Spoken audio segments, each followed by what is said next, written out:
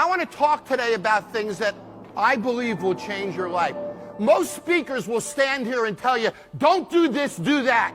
Don't do that, do this. That's bull. Because when you leave here, statistically, you're not going to change a thing if I do that. I don't want to change what you do today. I want to change the way you think. And if I can change the way you think, I can't help but change what you do, can I? Everybody will talk to you about success.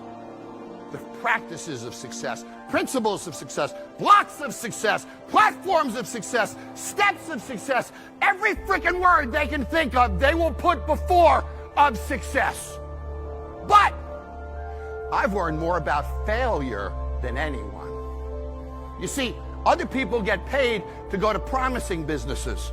I get paid to go into worst businesses you can imagine, with the worst decision makers you've ever seen, who are drinking, trying to screw everything that walks in the room. I mean, it is incredible. So, what have I learned from being exposed to what I believe is more failure than any management consultant ever has been?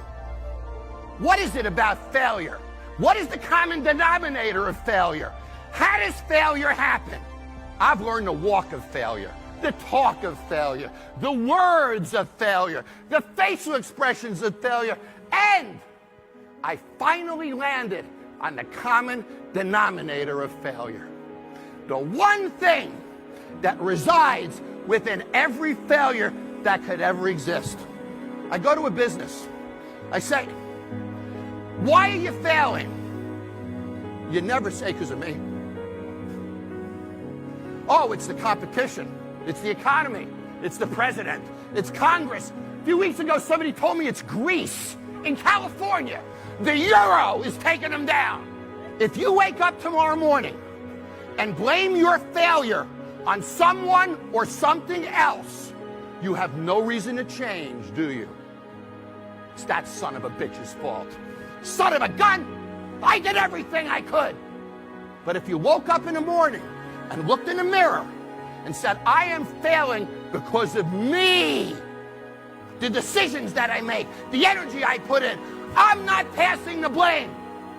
If you look in the mirror tomorrow and say that, you will change. Because nobody likes thinking of themselves as a failure.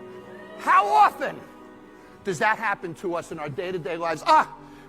Family, the biggest excuse of all. Nobody's closer to their daughter than me. I've traveled the world. She used to fax me her homework when I was in Asia at 5 in the morning before internet. I had the curled papers rolled out on my desk. I stayed close to her because I wanted to. But family was never an excuse to business, because who benefits most from my business? My family. So they don't want to be an excuse. It's the biggest excuse. Time. How about that excuse?